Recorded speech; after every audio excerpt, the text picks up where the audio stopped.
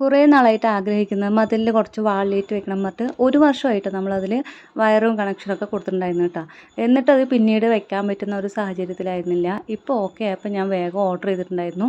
കൊണ്ടുവച്ചപ്പോൾ നല്ല ഭംഗിയുണ്ട് കേട്ടോ. അപ്പോൾ വീട് കാണാനായിട്ട് ഒരു കല്യാണത്തിൻ്റെ ഒരു ലുക്കൊക്കെ വന്നിട്ടുണ്ട് കേട്ടോ. കല്യാണത്തിനൊക്കെ ആകുമ്പോൾ ഇങ്ങനെ ലൈറ്റും കാര്യങ്ങളൊക്കെ കത്തിച്ചിട്ടുണ്ടാവില്ല, അതുപോലെ നല്ലൊരു ഭംഗി വന്നിട്ടുണ്ട്. ചെറിയ പെരുന്നാൾ തൊട്ട് തുടങ്ങിയാണ് കേട്ടോ ഈ ലൈറ്റ് ഓർഡർ ചെയ്യാനായിട്ട്. പക്ഷെ അന്ന് കൊണ്ടുവന്ന ലൈറ്റ് തീരെ വെളിച്ചമുണ്ടായിരുന്നില്ല. പിന്നെ അത് റിട്ടേൺ അയച്ചു. വീണ്ടും നമ്മൾ സോളാർ ബുക്ക് ചെയ്തു കേട്ടോ. അപ്പോൾ അത് നല്ല വെളിച്ചമുണ്ടാകുമെന്ന് കരുതിയിട്ട് ബുക്ക് ചെയ്തിട്ടുണ്ട്. അതും തീരെ വെളിച്ചമില്ല. പിന്നെ അതും നമ്മൾ റിട്ടേൺ അയച്ചു. പിന്നെ ഇനി മിസ്റ്റേക്ക് വരണ്ടെന്ന് കരുതിയിട്ട് ഈ ഒരു ലൈറ്റ് 2 ഉണ്ട് ഓർഡർ ചെയ്ത്. പക്ഷേ അത് നല്ല വെളിച്ചമുണ്ടായിരുന്നു കേട്ടോ. അപ്പോൾ പിന്നെ ബാക്കി 5 കൂടി ഓർഡർ ചെയ്തു. വെച്ചപ്പോൾ നല്ല ഭംഗിയുണ്ടായിരുന്നു കേട്ടോ. രാത്രിയൊക്കെ കാണാനായിട്ട് നല്ല വെളിച്ചമുണ്ട് കേട്ടോ. കുറേ നാളായി ഓരോ വീടുകളിൽ രാത്രിയിലൊക്കെ പോകുന്ന സമയത്ത് അവർ വീട്ടിലൊക്കെ ലൈറ്റ് വെച്ചിരിക്കുന്നത് കാണുമ്പോൾ വെക്കണം എന്ന് ആഗ്രഹിച്ചിട്ട് കേട്ടോ. അങ്ങനെ നമുക്ക് ഇന്നത്തെ ദിവസത്തേക്ക് കിടക്കാം കേട്ടോ. രാവിലെ എണീറ്റ് വേഗം സാമ്പാർ വയ്ക്കുകയാണ്. സാമ്പാറാകുമ്പോൾ ഉച്ചയ്ക്ക് ചോറിനുമായി രാവിലെ ഇഡലി ദോശ എന്താ ഉണ്ടാക്കുന്നതെന്ന് പറഞ്ഞു കഴിഞ്ഞാൽ അതിനും ആയില്ലോ. വേറൊരു കറി നമുക്ക് വെക്കേണ്ട ആവശ്യമില്ല കേട്ടോ. പിന്നെ ഇക്ക മത്തി പഠിച്ചിട്ട് വന്നിട്ടുണ്ട്. അപ്പോൾ അത് നേരാക്കി അത് വറുക്കാമെന്ന് കരുതിയിട്ടാണ് കേട്ടോ ഇതിൻ്റെ കൂടെ. അപ്പോൾ കറിയും എല്ലാം വേഗം ആവുമല്ലോ.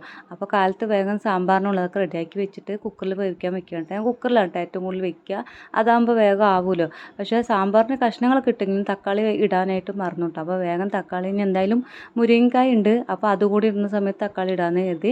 മുരിങ്ങക്കായ നമ്മുടെ വീട്ടിൽ നിന്ന് കിട്ടിയതാണ് കേട്ടോ. നല്ല വലിപ്പം ഉണ്ട് കേട്ടോ. പക്ഷെ അധികം ഉണ്ടാവാറില്ല. ഒരു 5 6 ഒക്കെ വരാറുള്ളൂ കേട്ടോ. പക്ഷേ ഒരെണ്ണം തന്നെ നല്ല നീളമുണ്ട് കേട്ടോ. 2 പ്രാവശ്യം കറി വയ്ക്കാനുള്ളത് ഉണ്ടാവും കേട്ടോ. അത്രയും വലിപ്പമുണ്ട്. അപ്പോൾ അതൊക്കെ ഇട്ടിട്ട് വീണ്ടും തക്കാളി ഇട്ടിട്ട് വേവിക്കാൻ വെച്ചു. അതൊക്കെ വെന്ത് തേങ്ങ അരച്ചത് ഒഴിച്ച് താളിച്ച് വെച്ചപ്പോൾ നമ്മുടെ സാമ്പാർ ഇവിടെ റെഡി ആയിട്ടുണ്ട് കേട്ടോ.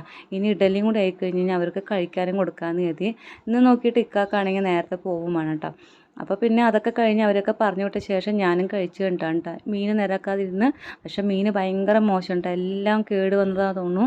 തീരെ നമുക്ക് കത്രിക ഇല്ലയെന്നുണ്ടെങ്കിൽ പിന്നെ നേരാക്കി കഴിഞ്ഞാൽ ഒന്നും ഉണ്ടാവില്ല. ചമ്മന്തി പോലെ ആക്കാം കേട്ടോ. അത്രത്തോളം കേട് വന്നിട്ടുണ്ടായിരുന്നു കേട്ടോ. കത്രിക ഉള്ളത് കൊണ്ട് തന്നെ ഇതുപോലെ കിട്ടിയിട്ടുണ്ട്.